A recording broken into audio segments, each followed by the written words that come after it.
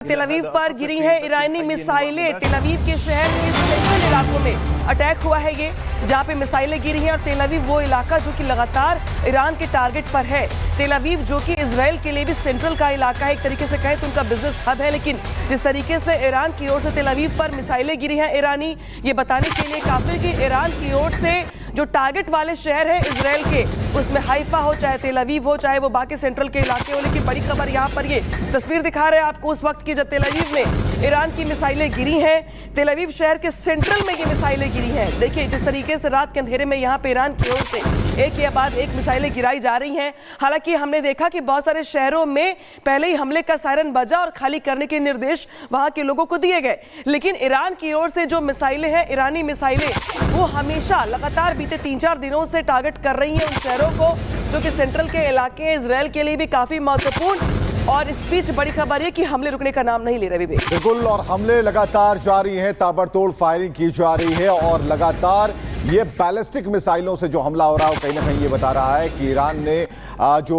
Israel ने अपनी जो मंशा है स्पष्ट कर दी है। इजराइल पर ताबड़तोड़ मिसाइल दाग रहा ईरान, और ईरान के हमले से इजराइल में भारी तबाही मची है। मिसाइल हमले से कई इमारतें ध्वस्त हो गई, जिसकी तस्वीरें अब हम आपको दिखाने वाले हैं कि कैसे दोनों ही तरफ से मिसाइल हमले हो रहे हैं। ईरान के हमले से इजराइल में भारी तबाही और उसकी तस्वीरें सामने आने वाली है। मिसाइल हमले से कई इमारतें ध्वस्त हुई हैं। ये रिहायशी इलाका है जहां पर मिसाइल से अटैक किया जा रहा है, यानी कि पूरी तरीके से ईरान पर जो हमला हो रहा था उसका जवाब भी ईरान की तरफ से दिया जा रहा है। और खूनी जंग जो है वो स्क्रीन पर दिखाई दे रही है, कैसे मिसाइल दागी जा रही है, वो एरो मार्क से आपको बताने की हम कोशिश कर रहे हैं। तो कुल मिलाकर इजराइल पर ताबड़तोड़ मिसाइल दाग रहा ईरान, और ईरान के हमले से इजराइल में भारी तबाही और मिसाइल हमले से कई इमारतें ध्वस्त हो गई।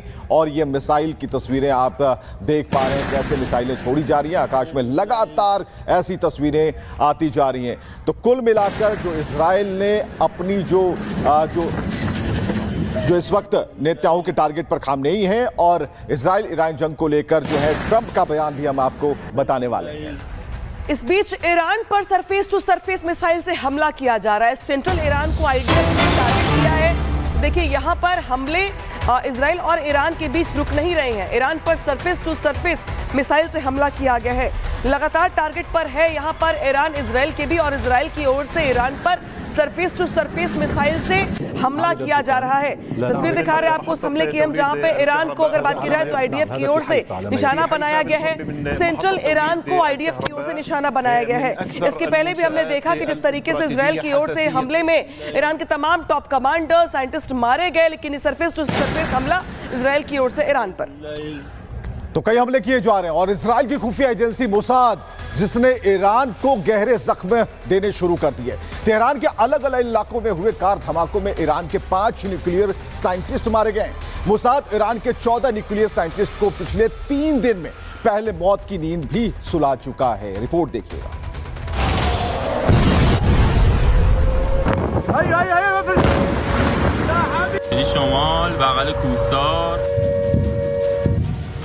मोसाद के जाल में क्या फंस गया ईरान। मोसाद का टारगेट लॉक, मोसाद का ऑपरेशन साइंटिस्ट, न्यूक्लियर वैज्ञानिकों की सफाई की ठानी, 14 परमाणु वैज्ञानिकों की हत्या से दहला तेहरान। बम, बारूद और प्रतिशोध, खामेनेई ने भी ठानी और शुरू हुई बारूदी कहानी।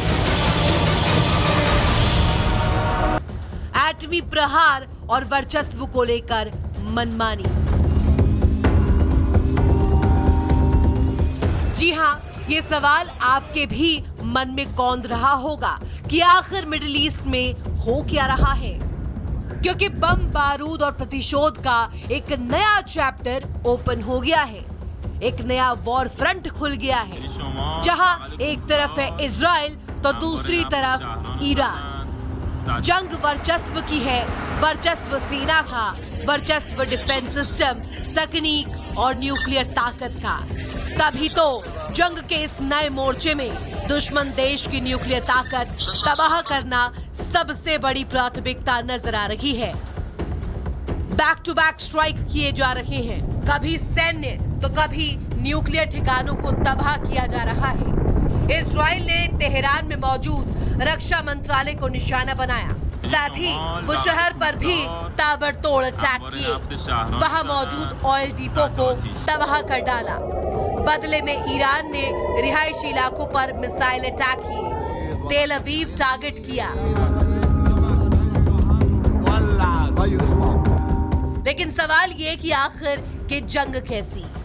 इजराइल परमाणु ठिकानों पर हमला, बदले में ईरान ने तेल अवीव को टारगेट किया। परमाणु वैज्ञानिक टारगेट पर रिहायशी इलाके में मिसाइल अटैक ईरान ने किए। वहीं इजराइल ने ईरानी कमांडर और सैनिक मारे। बदले में विज़मैन इंस्टीट्यूट पर ईरान ने हमला किया। इजराइल की तरफ से ऑयल रिफाइनरी उड़ाई गई और वहीं ईरान ने रिहायशी इलाकों में हमला किया। इजराइल ने गैस प्लांट को टारगेट किया। वहीं ईरान ने 300 से ज्यादा इजरायली नागरिकों को घायल किया।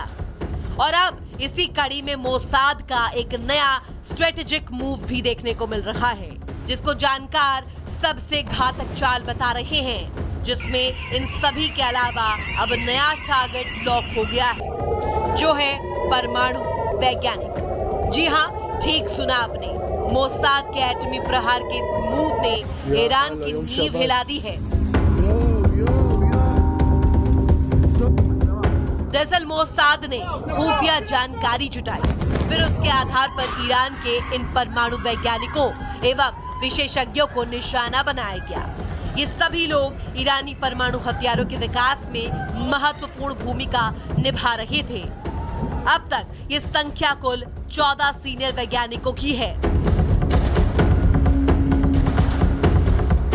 साइंटिस्ट और एक्सपर्ट्स का खात्मा ईरान की सामूहिक विनाश के हथियार हासिल करने की क्षमता के लिए एक बड़ा झटका है, जो ईरान के लिए बड़ी टेंशन की वजह है। इजराइल ने ऐलान किया कि खामेनेई को भी मार सकते हैं। ईरान से जंग के बीच पहली बार इजराइल ने यह दावा किया है। यहाँ तक कि इजराइल ने ये तक कह दिया है कि जंग तब तक नहीं रुकेगी जब तक ईरान सरेंडर नहीं कर देता। वहीं दूसरी ओर ईरान भी है, जो वर्चस्व की इस लड़ाई में दो हाथ करने के लिए आमादा है। अब देखना होगा कि इजराइल के टारगेट साइंटिस्ट वाले ऑपरेशन का ईरान कैसे जवाब देता है। साथ ही क्या इजराइल का स्ट्रेटेजिक मूव खामेनेई के खात्मे का ट्रेलर साबित होगा? Bureau report, Republic Bharat.